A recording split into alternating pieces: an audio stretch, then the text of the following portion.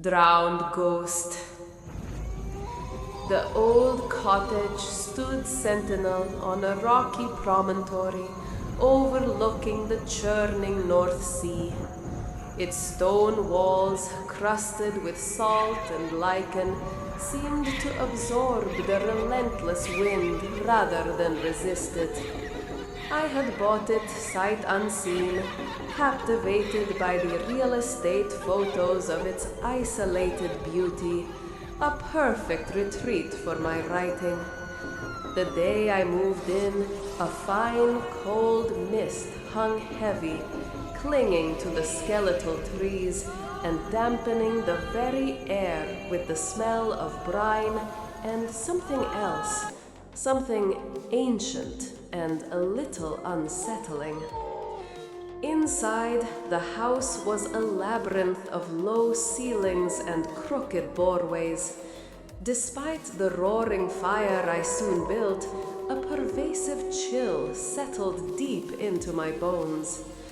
The real estate agent had made a passing comment about the character of the place, winking about the local legends of shipwrecks and forgotten souls. I'd laughed it off, attributing the eerie silence to its remote location, the house's age, and my own solitude. But even then, I felt a peculiar weight in the air, a sense of occupancy that wasn't my own. My first week passed in a blur of unpacking and attempting to tame the overgrown garden. Late one evening, curled up with a book, I heard it, a faint, rhythmic dripping. Drip, drip, drip.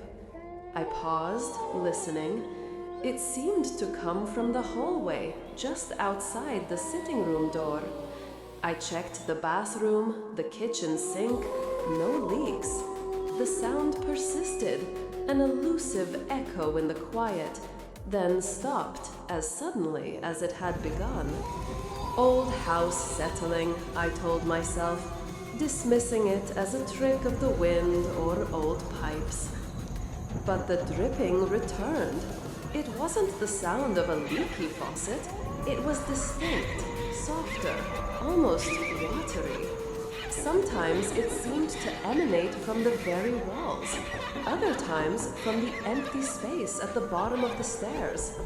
I would search, flashlight in hand, pressing my ear against the plaster, convinced I would find a damp patch, a burst pipe.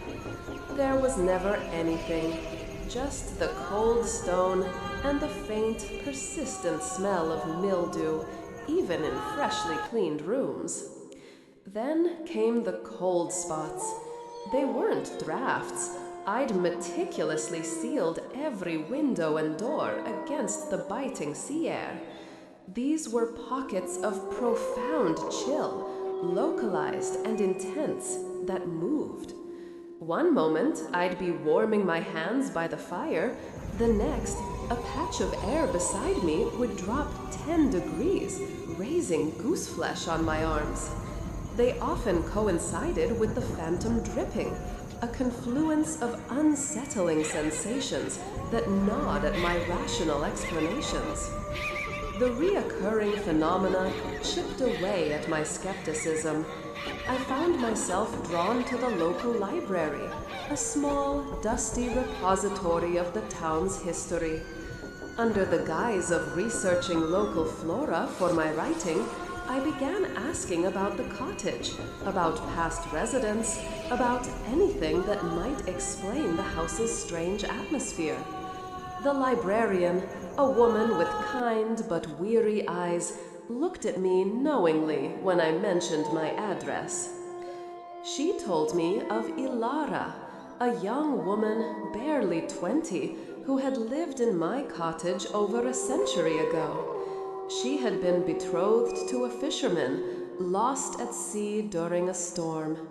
Ilara, heartbroken and inconsolable, was said to have walked into the turbulent waters herself, just off the very promontory where my cottage stood. Her body was never recovered. Drowned, they said, and her spirit forever bound to the place she'd last known hope and despair. Returning to the cottage, the revelation felt like a physical weight. The dripping now seemed less random, more deliberate. I found a small silver locket, tarnished with age, on the mantelpiece, a spot I'd cleaned thoroughly just days before. It was intricately carved with a wave pattern. Later, a damp hand towel I'd left folded on my bed was found draped over the edge of the bathtub, soaking wet, though no one had used the shower. One evening, while preparing dinner, a sudden, powerful stench filled the kitchen.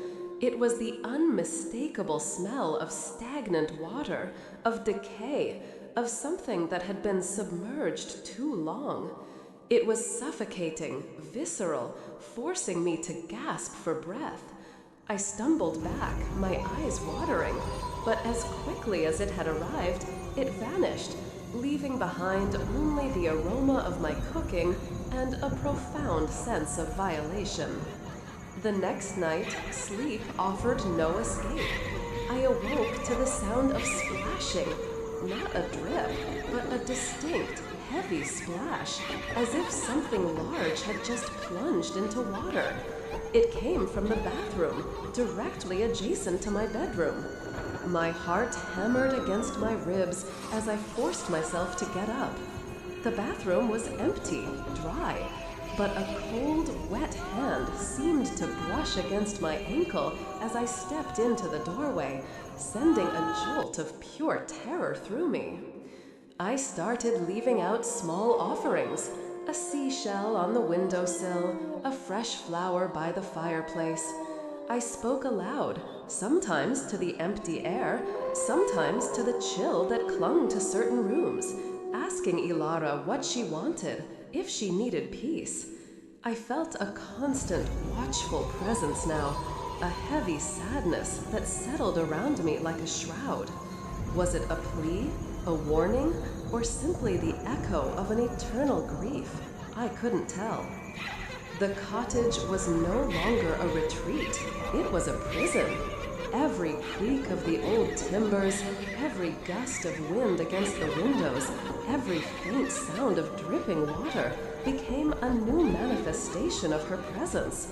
Ilara, the drowned ghost, had claimed her home, and I was merely a fleeting guest, trapped within the confines of her endless sorrow, perpetually listening for the next sign, forever haunted by the chilling embrace of the sea she had never truly left.